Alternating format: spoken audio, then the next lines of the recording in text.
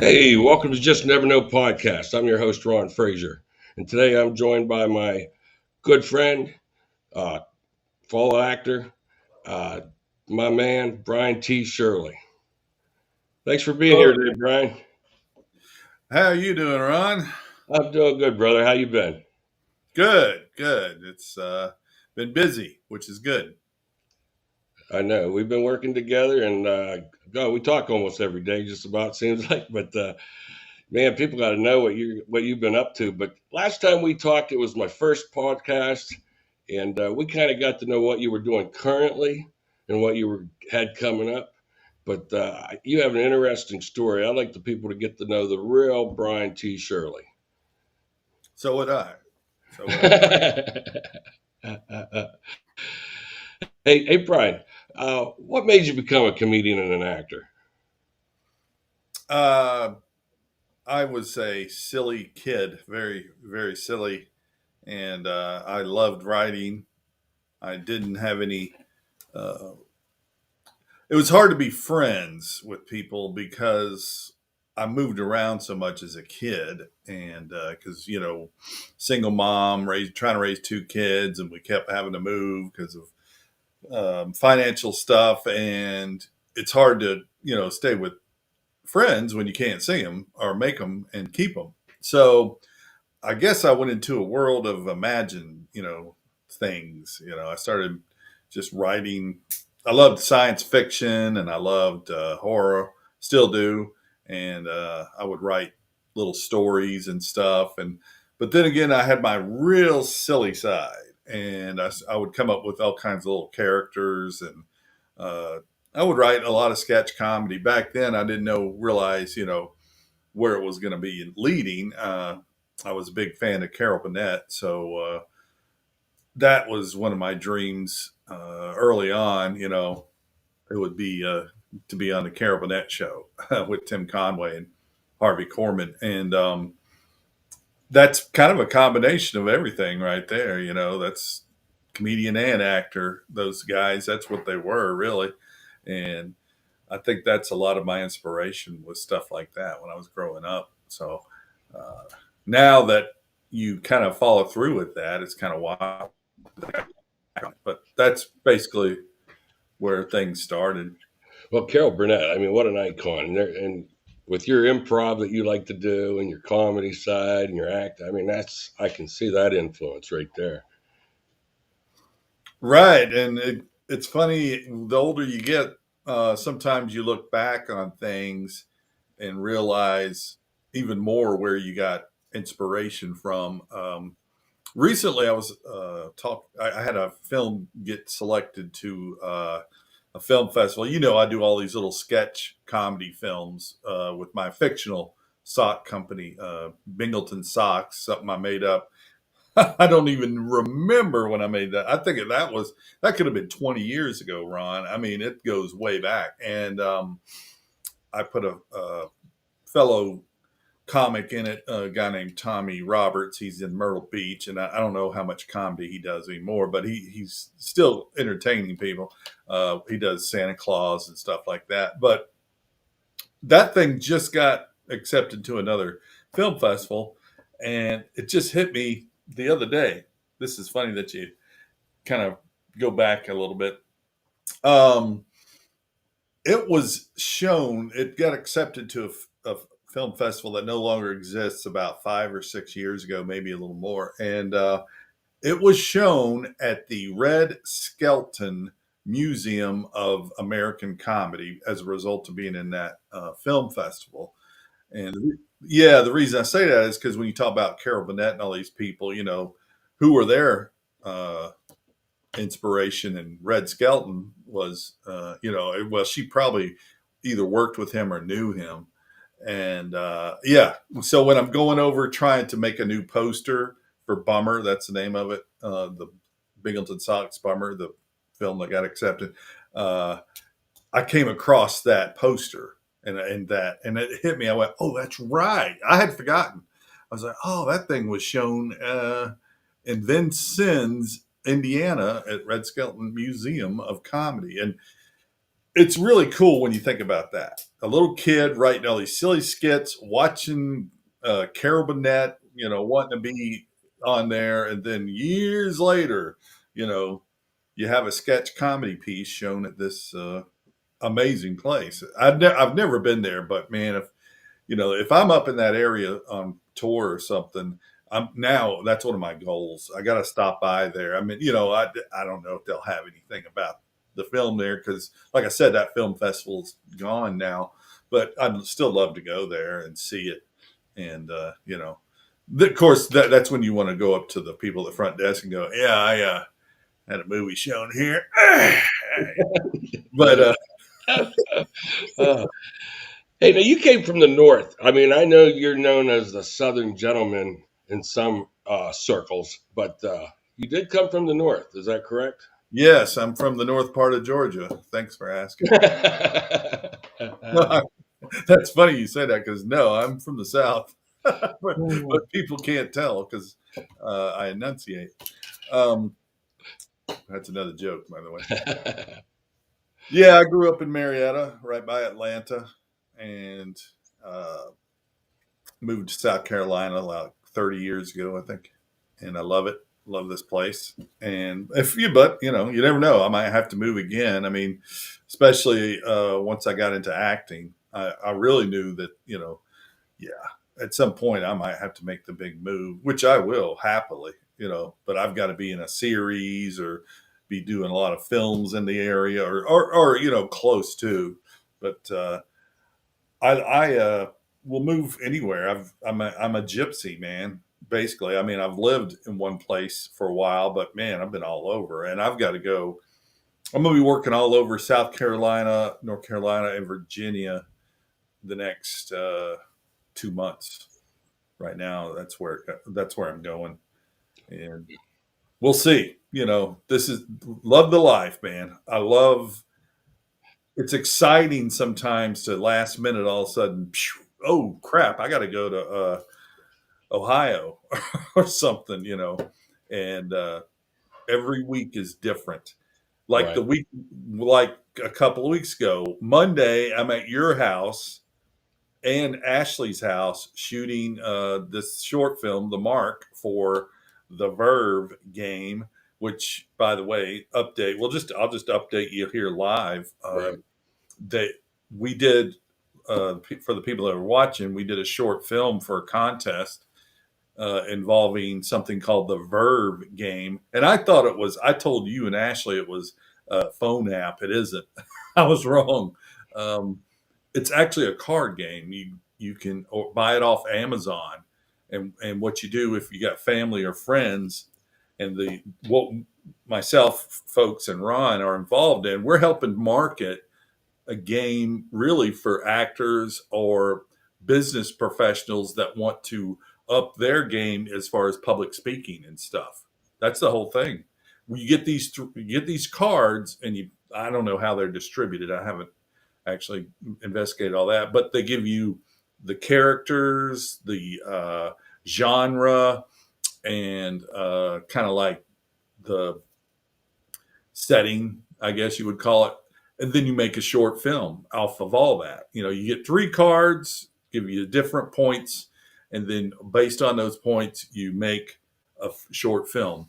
And so myself and Ron and Ashley O'Neill, we made a short film called The Mark, and um, that was Monday. We finished it up Tuesday. All day Tuesday of that week was me sitting and editing that son of a gun.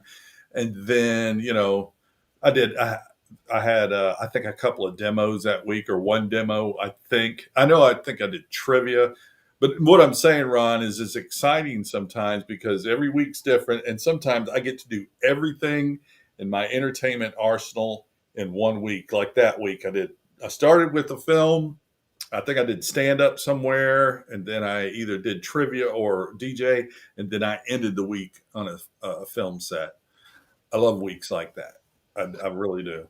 yeah. I say you're one of the hardest working men in show business. I mean, you have every slot filled. I feel good. I feel good. That's Hey, the original hardest working man in show business, James Brown. hey, Yeah, I love weeks like that, and this week's different. totally different. I'm going down to Bluffton, South Carolina, which is, I don't know, an hour and a half from here, maybe two. It depends.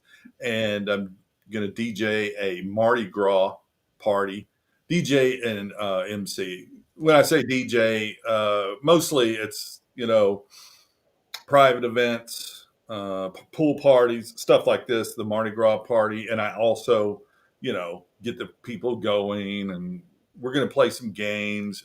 I don't know what yet. The lady that has hired me, I've worked for them before down there doing this same kind of thing, holiday party or whatever, theme party. So that's another side of the entertainment thing, and that's fun. I've learned over the years. I was trained by a professional DJ here in Charleston over 10 years ago, and maybe 15. I don't know how long ago. And now I do a lot of one man events like that. Just that's the thing, man. You learn. You got to, diversify, or if you don't hit it immediately, or at all, you got to diversify to keep the money coming in. But I think Right. the big key though is find out what you're good at and what you can have fun doing if you're entertaining people. Right. And it's hard for me to work with people that are, when they're performing or entertaining. I'm like, man, yeah, you got to be professional. You got to make sure everything is right and all that other stuff. I get that. But why would you be all, grumpy or whatever while you're performing or entertaining people, unless it's your character on a film set? I mean, I don't get that. So Yeah. I actually stopped working with some people because of that. I'm like, I'm just not working with this person anymore. Their energy sucks, and I don't want to be on a stage, film set, live event with somebody that, bitches and moans all the time. Let's have fun, man. Yeah. Let, Keep the vibe up. Keep the yeah, vibe up.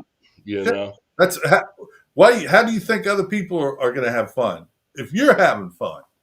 I mean, that's Yeah. how I look at Brian, can you tell us about a particularly challenging moment, maybe in your career? it. Well, I've had a lot of them, and I still do. Um, I guess the heart attack was a big challenging moment back in 2018 on 9/11. That was one of the times when you're coming out of that and you're trying to recover, and you're sitting in a recliner for over a month, and you're going, "That's it's over, it's over," and then you come back, and then COVID hits. Here we go again. And that was recent. And I remember walking down to the end of my street here and looking at 526, which is a highway here in Charleston. I can see it from the end of my road over the river, and it's a certain time of day. That thing's full. 5 o'clock, full. I walked down there during COVID, and I would just watch one car go across the bridge, and I would be like, "It's over. It's done." You just because all the work I had just went away instantly, evaporated. You know, Trivia, acting, comedy, everything. Bye. It's like a magician came in and went abracadabra and waved his wand, and everything disappeared. But that's just lately. I guess years ago, different things. Because I would kind of have a little bit of a day job sometimes, and delivering pizza or whatever when I was doing stand up, and getting the last minute gig and trying to figure that out sometimes was frustrating. But up until then, up until the heart attack, yeah, there were times that were frustrating. I wanted to quit. Different things like not getting the respect I thought I deserved for being in the business for 15 years or whatever. As Hmm. far as getting into clubs and stuff, which can make you bitter and aggravated, and leads up to stuff like the heart attack because you're just frustrated and pissed. Um, that would be the most, I guess, leading up to that. But once that happened and COVID, in my mind, those were probably two of the biggest things that I thought. it's done because that's external stuff. I mean, obviously, the heart was internal, but it was something I didn't plan on or didn't want. You know, Right. didn't I had no control over that, but in a way, but other than that, then it's your internal thing where all these things.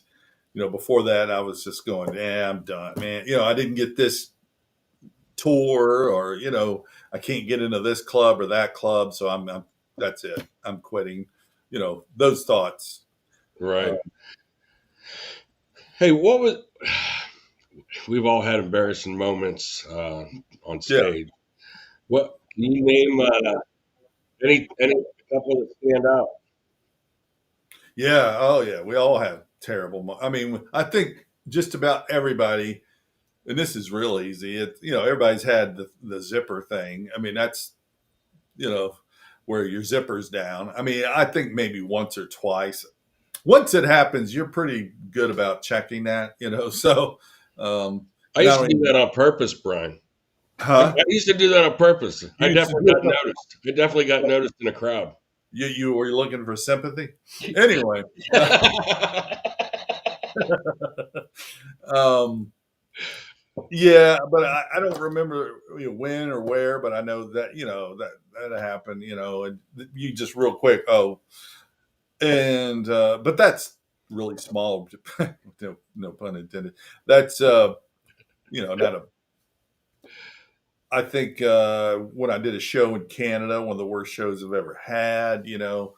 Uh, that was just brutal. Where I heard just about everything you could hear. This has been probably almost 20 years ago, and I was with a entertainer.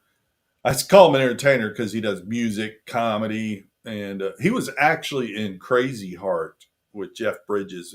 He did featured background work on that. He was the drummer in one of the pickup bands that you see in the film, and so he's in a couple of scenes with Jeff Bridges, and we did a tour of Canada. He took me under his wing at his name's Daryl Rhodes as his uh, opening act, and he saw me do one of the worst shows I've ever done. And I just got up, and there was a bunch of drunk Canadians in this fishing village, and everything I did, nothing was hitting. You suck, say something funny, Uh, and I tried to fit in with the Canadians, Ron, but I just couldn't drink enough. Um, How do you? Not to interrupt you, but how did you handle hecklers, especially in a unfamiliar area? yeah, not too well back then. I mean, hecklers, it depends on what you mean by heckling. Obviously yelling out "you suck" or interrupting the show or stuff like that. That's, I guess, bad hecklers. There's not really a lot you can do. Yeah, you can shut them down, but when they're drunk and just yelling and stuff, I mean, you can slam them and then the audience will laugh, but then they're just going to keep going. Really, usually they're not smart enough or sober enough to realize embarrassment, so they just keep doing it. And so the only really it's an old line is if you're in a club that's in the know that runs professionally, you get a heckler. You don't really want to go at them too much because the club doesn't like that. They like it if you just kind of one word, the guy comes back at you again, and you get your thing, and you go, look, somebody needs a drink of water. Just say that, and I think this guy needs a drink of water. Usually, back in the day, that was code for kick his ass out of here. You know, and if you're in a good club, it usually doesn't get to that point. But as a comedian, yeah, there's things you can do. I slam the hell out of them if they're negative. You can tell them shut the f up. That doesn't really work. It doesn't. The crowd likes it sometimes, and they want to hear it, but it really doesn't do anything sometimes. It Right. just antagonizes them. That's bad hecklers. Good hecklers, because there are, they don't realize they're heckling. And now it got to a point where I'm doing assisted living facilities, 55, 65 plus communities, apartment complexes and stuff like that. If you're on stage there, and I say on stage because usually you're standing on the floor level, Yeah. but they start talking to you or something. No, you just kind of let them go, come back and say, and you just have a conversation and then interject, your jokes or some improv in there with them. That's all you can do with that. And basically, though, some of those are really good because not only do they eat up your time, which I'm not worried about eating up time, but why not? If you're having a conversation with them and everybody's enjoying it, that's what they want. So you just go with it. Right. So I've learned all this. This is not, uh, there's no rules really. There are, but there aren't. You know what I mean? But depending on the setting, really, too, is when you're looking at hecklers. That's the other thing. Um, I don't, I don't mind them when they're nice like that, and it's a setting that allows inter course Yeah. or Okay. banter. Um, that doesn't bother me. As a matter of fact, sometimes it's fun. And I've got a club that I got to do in a couple of weeks or in the middle of March. Me and Lance, as a matter of fact, we're doing a show up in Conway. And the last time I was there, there was a guy who I forgot the whole story, but it wound up that he said he brought his own cashier to the grocery store. And can you imagine that? You're riding around and you have your own cashier that walks in with you and rings you up. Um, that became a whole thing. And that I went off on that, and then I did callbacks to it, in a friendly way, but they loved it. And when the lady was booking me again to come back this year, that story came up. And she said, "Man, people are still talking about that."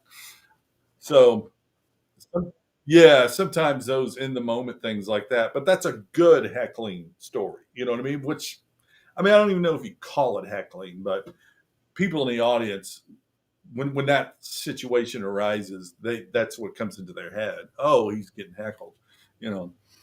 But That's good food for your. They're feeding it. They're feeding you. yes, yes, that's why when you're doing these things, because sometimes they're one man shows. When I do a lot of the times when I do apartment complexes, assisted living facilities, and stuff like that, it's just me. I don't have any opener. So, if somebody's going to throw something out, oh, yeah, I'm going to gobble it up like a hungry dog and just go back to it. Man, I just seen your current schedule you put up.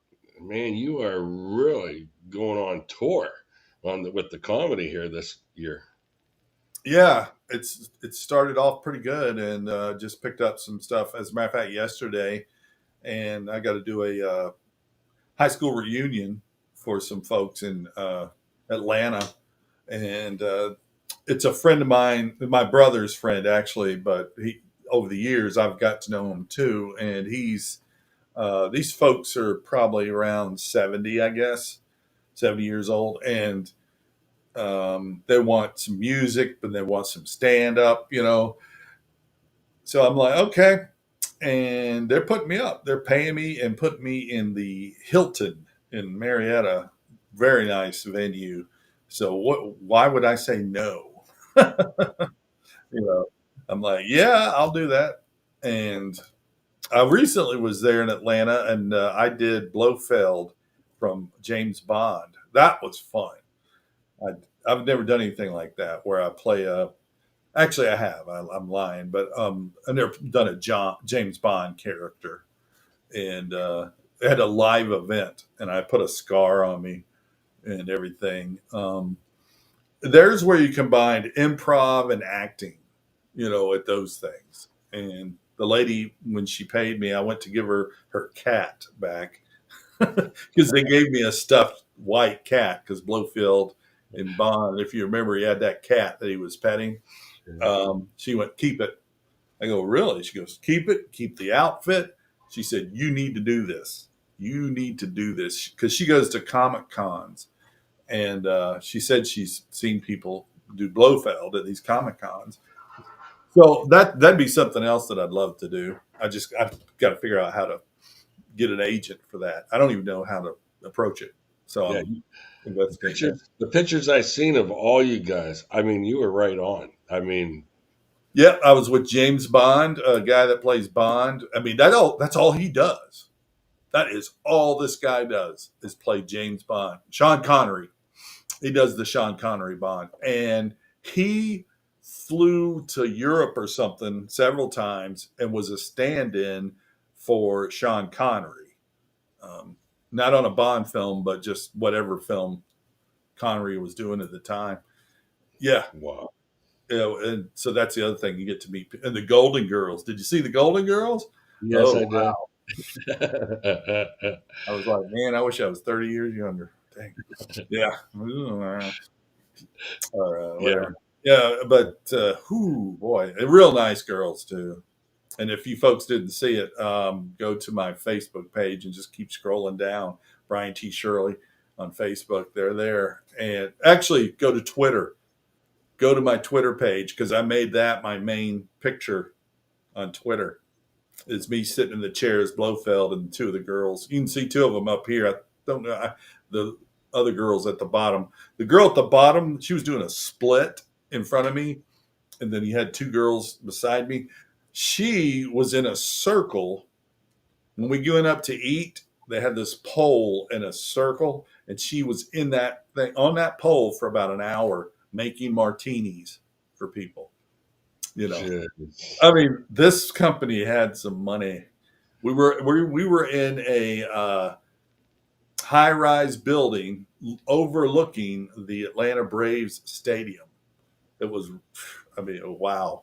So yeah, those are the gigs you go, oh wow, I need more of this. I really do. Yeah, it's such a feel, when you do something on a set like that. You're like, and then next week you're going, oh, doing trivia. Oh boy, you know, Isn't that something though, man?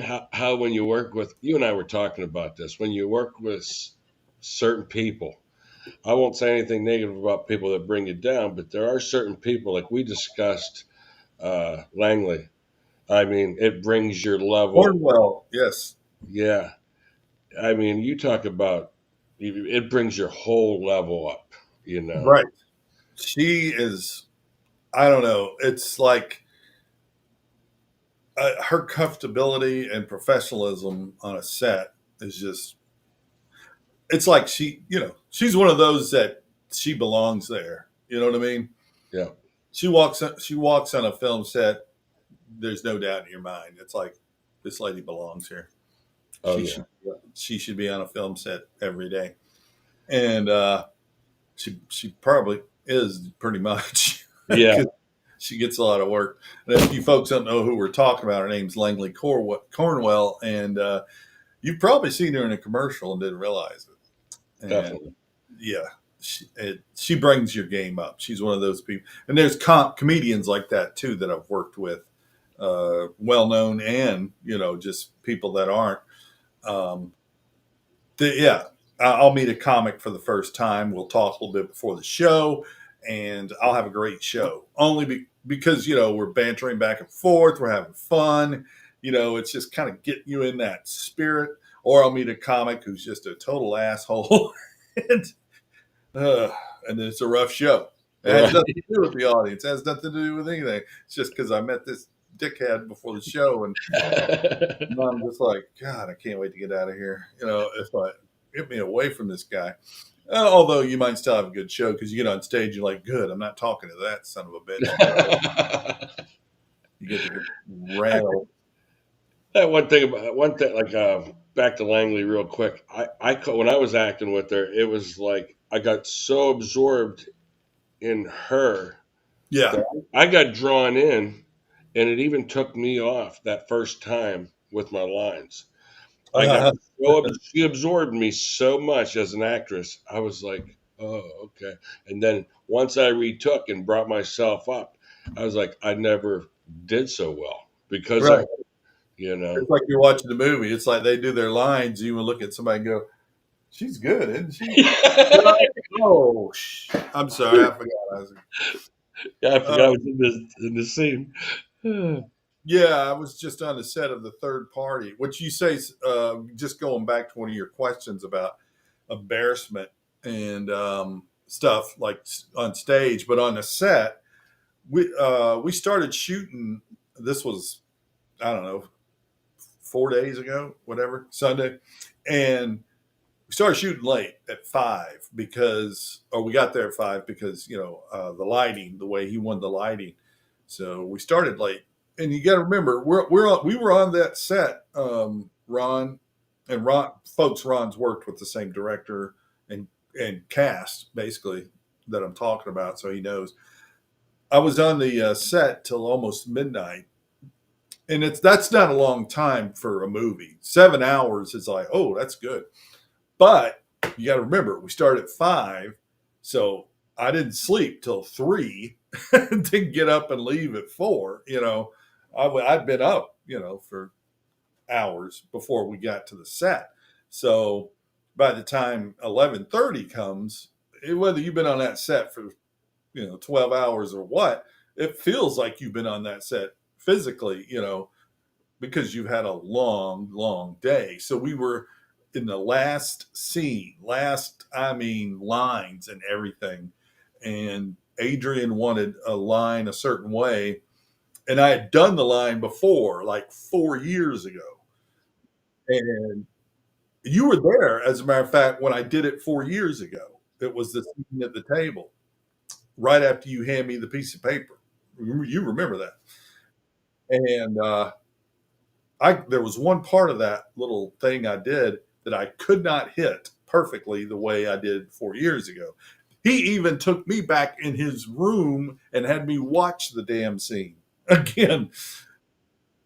And I said, okay, I got it. And my voice was just ragged and I think I was tired, but I could not hit it. And so he goes, all right, let's go to Ashley. And I said, you got it? He goes, yeah. And I went, oh, screw that, man. No, no, no. You didn't get it. I'll do it again. I was pissed. I was like, no, I know what he was trying to do. He's like, man, it's 11:15, 11:30. Let's get the hell out of here. I'll just have to work with what he's giving me. So we actually, didn't go to Ashley, and I did it like 10 more times and was still, and, it was just a tough. I don't know why. You never know. He's going, no, you got to go up. You're going down, or you got to go down. You're going up. That's what it was. I was like, okay. And I'm in my head, I'm going, I don't know what the hell he's talking about. So I don't know. I did some weird way that I finally brought it down, and Ashley gave me hell about. I mean, he was laughing. He goes, I almost started laughing in the middle of the take when you did that, and so I'll never live that down. I mean, it's already on Facebook. Uh, So not the whole scene, but you'll see the comments from Ashley saying, Yeah, I see that. and so that's what happened there, and that's embarrassing. But my whole thing is whatever. I don't care as long as they got it. That's all I care about. Whatever. Rail on me, make fun of me, do your worst. My thing is for the film. Did we get it? Does it look good? Is this thing going to look good? That's all I care about. Right. No, the difference between directors on set or like you've done a lot of commercials as well. What is the difference in the feel of their direction? Usually it's a lot quicker on commercials. I mean, they're machines usually on commercials. To me, that's what it seems like. There's no, all right, let's think about this. I think, they've got, well, you got to remember commercials are shorter too, and the story is not as involved. It's usually a simple concept, you know, so there's a lot more you get a lot more breaks that way, as far as lines and action and stuff. It's boom, boom, boom, boom, so that it just lends itself to that. But commercials, you got to, I think with commercials, you got to really have a good facial thing. You know what I mean? Yeah. Facial expressions, da da da. Um, because there's commercials I do where I don't talk at all. I never say a word. One for pest control service I did years ago. Yeah, you just I suck on a straw. I look at the guy, and as I'm doing this, there's a voiceover that's not even mine. With my thoughts, and so he's telling me, "Here's what you got to look like." I don't even hear the voice. So I'm trying to react to something that I don't even hear, and so there is definitely a different skill set for commercials, and it's funny that you brought up commercials because I just watched. Have you seen that movie, The Predator? Yeah. Predator. There's a different one that came out in 2018. It's called The Predator. It's like it's in the same universe, but maybe I don't know, a little bit of a different timeline and different characters. You know what I mean? Okay. The only reason I brought it up is because I watched it last night. And there's a bald black guy in there playing one of the prisoners and one of the people fighting the predator, and he's been in a lot of commercials. It's funny. As soon as I saw him, I went, "Oh my god, that's the guy that is on whatever series of commercials." That's what's cool. I love that. I love seeing that. I was like, that tells me that the old way of acting of you either got to be commercial or you got to be TV or you got to be movie. You can't do all. I mean, that's how the mindset used to be. You know what I Yeah. mean? But seeing that, I was like, oh, that's cool. That blows that whole mindset, which is nice, when you see that. And he was good. He was good in it. And his character and his commercials are a lot different than the character he played in The Predator. And if somebody's seen The Predator, they might know the guy I'm talking about.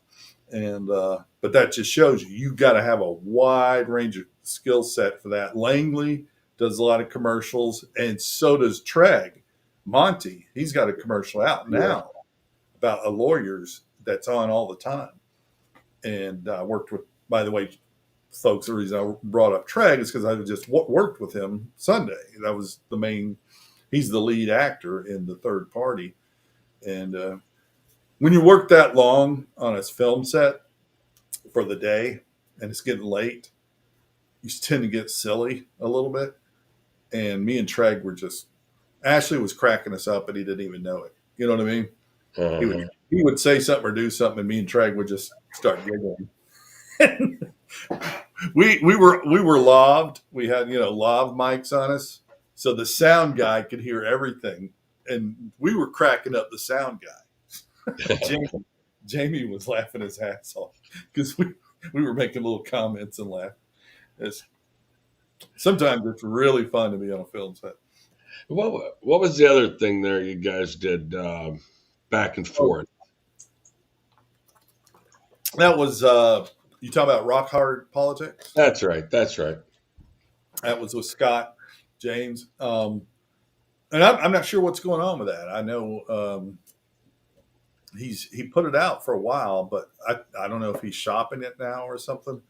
Really a fun series, and yeah, I thought that was well done. As Adrian Roman too, he wrote it and shot it, directed it, and you were there Yeah, on I one got of to. them. Yeah, Two. I was there that one day. I got to help film it and all that. But yeah, Scott James. I mean, his facial expressions were just hilarious, and that whole thing was just I thought amazing. it was great. Scott, I'm glad I didn't have his role because some of the lines he got, the words. I mean, I would have killed Adrian. That was some of those words, Papadine, and I don't know. He had all these long words, and they all start with the same letter. For about a sentence or two, blah blah blah blah blah blah. And he had to spit them out. I was like, man, Yeah, I was thinking about that when we did that. It's like, how does he keeping that together? Because they're not even real words. And then, no, and I'm thinking it's hard enough to like you get you're on set and you have a role like you got to do medical terms or legal terms. yes, That's a yeah, whole nother. That's just another level that just. yeah. But and then when he was throwing that, I was like, that might be harder. you know. Yeah, unless you're used to gibberish, that was whew, fun though. Fun, Yeah. a lot of fun. But What else you got coming up here in the near future? well, I'm excited about, like I said, the mark. We're going to see what goes on with that whenever the contest is over. And then we're going to see where we go from there with it. I'm hoping to put it in maybe some film festivals if we think it's looking good enough. I got to do a few things. I got to add the end, the credits, and everything. It's exactly 5 minutes, folks. A little short film I just shot with uh, Ashley, and Ron. Um, yeah, it's something that when it's not organic, you know how I write. Usually, it's just the idea pops up somehow, or I start thinking about it. And this one though was here's your genre. And I remember I told you it's got to be futuristic building. It's got to be a mafia kind of genre, and my character is a cowboy. You were like, what? How are you going to do that? And I was like, I don't know. And that took me about 3 4 days to just get the script even started. Um, so that's going to be, I'm just excited about that. I've got some big news. I don't think I can quite say it on I was wishing I could break it today, but I want to kind of wait. Let's just say it has something to do with Bingleton Out of This World, the animated thing that I did recently, which I've kind of been keeping under wraps because I'm trying to see what it's doing at the film festivals. Um, Something big happened with it yesterday, and I couldn't believe it. Let's just say that. I submitted it not to a film festival, but to a streaming service. And just for the hell of it, I watched some of the shorts on this streaming service and I thought, I'll give it a shot. And they came back and they said, we've accepted it. And I was like, oh my God. So we'll see. I'm going to, hopefully it fits all their, parameters. You know how that works with those things. So that could be really cool. I was like amazed. Uh, and I invested money into that. I paid to have it animated and everything. Langley helped me voice that. Langley is the voice in that too. She plays the woman in that. Did a great job, and so we're hoping that thing. The other thing, I've got another animated thing I want to do, but it's folks. If you want to donate, anyway, animation's a lot, and so we'll see when that. It's called Doggone. It's won some script. The script has won some awards at small film festivals. I think the other thing is, I'm going to try to get some more Hugo Tonstons out. Oh my God! We're gonna have to. You got to look at this. You go on YouTube and find Brian T. Shirley, and you got Yeah, to watch Hugo. If you want to laugh, make sure you're ready to go to the bathroom because it's hilarious. I, thanks. every time that pops up on my YouTube or I see it on Facebook, I'm like, yes, I can't wait. Yeah, it's a voiceover, folks, with just a picture.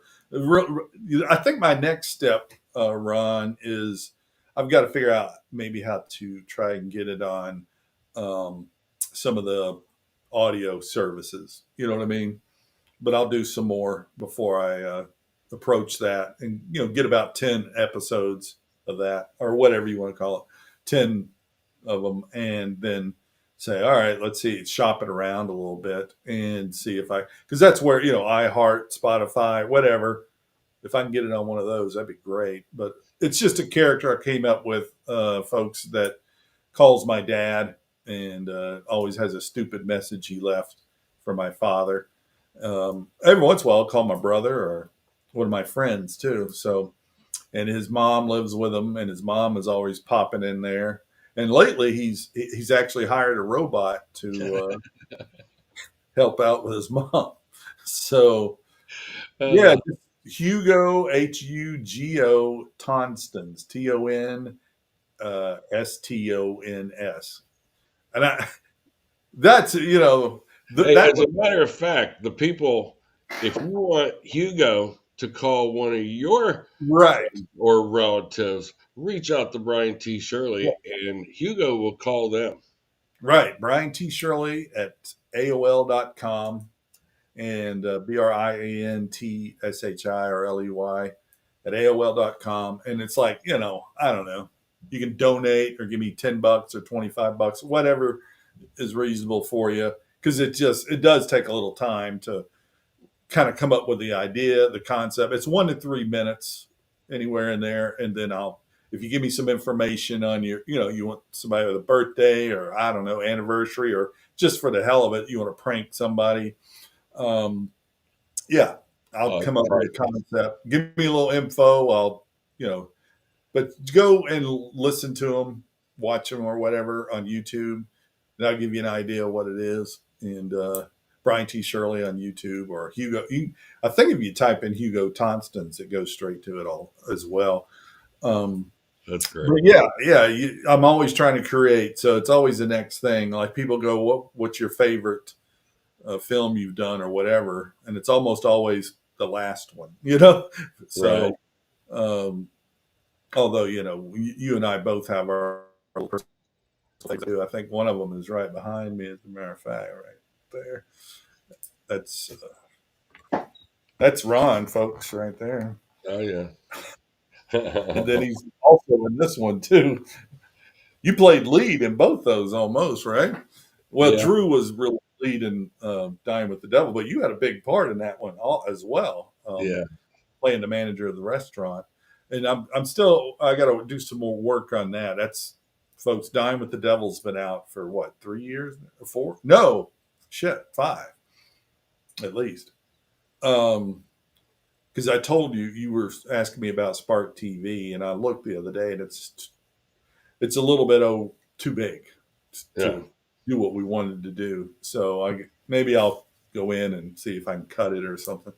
Two Um, episodes. 2 episodes. 2 episodes. Oh my gosh. But no, that's a lot of fun. And then we got stuff we're going to be doing together. You've been a Oh great yeah, help you're with. working on something right now, as a matter of fact. Yeah. Brian, he's really helped me a lot, helped me with producing Hell Delivered, which is doing really well on Spark TV. It's been And #1 for what 2 months now. Shit longer than that, right? yeah, it came out in October, like 3 days That's before right. Halloween. And, but it's doing really well. And I really appreciate all your help on that. And Brian is an intricate part on every episode. We got the third one coming out for Hell Delivered, and then got another project coming up. Gonna do a Oh, you little. do? Yeah, I'm gonna do that children's video with Oh, voiceovers. with your kid?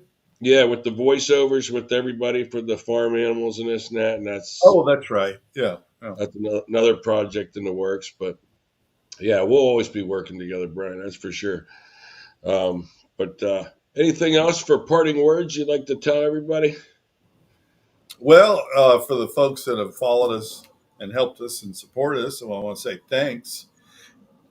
Whatever you do for us is big. Whether it's a like or a watch or telling somebody else about some of the stuff we've done. Whether it be Anguish or Hugo Tonstons or some of the Bingleton socks, shorts, any of those, that you have enjoyed. Thank you. And that's why we do it. Some of it I just love to do because it makes me laugh. And I like the story, and I always try to go there first. Not that I don't want to make people laugh or make them, feel scared or do some science fiction or whatever. But I think as a artistic person, you always kind of have to go start from yourself and what brings you joy, and then expand that and bring other people in. You know what I mean? So just check us out. Brian T. Shirley on YouTube, Facebook, Twitter, TikTok, and Instagram. And any folks that you see that we're trying to, share with you guys, follow them too, because we're all becoming a little group of artists, actors, directors, you name it, Editors. editors, comedians. I mean, we've got a we've got a lot of talented people that we're lucky to work with and um, be able to share each other's experiences and everything, and that's what's really cool. So yeah, I just want to keep doing that and hope that we can grow the people that are supporting us and the folks that are watching us, and not just to be not because we want to be famous or whatever, but because we're enjoying it and we want other people. You know, it's like a it's like when you find a new song that you like. You ever notice you find a great song and you're like, I want so and so to hear this, you know. So you share it with them, you know, Yeah. and then you're like, man, a lot of people should hear this. Same thing. Same Oh thing yeah. with our films. Same thing with my stand up. Same thing with what we're doing. It's not. I don't think it's a selfish thing. I think it's we want to share this with the world, and we want to get as many people um, involved with what we're doing as we can. Yeah. Oh, I tell you what, and I definitely enjoy working with you, brother. And hey, we'll continue to keep Oh, working together. one more thing. This guy in the mark, and you got it out already. I saw, but this guy, phew, folks, this short film we did, he owned it. He brought it home. He really did. That was good. Thanks, That's brother. why. That's why if I got a lead, sometimes I go, I know who can play this. I appreciate it, brother. Oh, there he is. Yeah, he did a hell of a job. I can't wait for you folks to see it. You'll see it through the Verb game first. It'll be on their site. I don't know how they're going to do it, but let's cross our fingers. Hope if we win the contest, that's great. But maybe they'll ask us to do something else. Either Right, way, right on. And hey, on that note, I want to thank you again, Brian. I appreciate everything you do, everything we work on together, and I wish you all the continued success. you as well, Ron. You deserve it. And on that note, I want to thank everybody for joining us today. Please subscribe, like, hit the notifications, and follow us. And if you like, leave comments down. If you need us to change anything or like to see something else, let us know. I appreciate it. Thanks again, Brian. Appreciate it. Yep.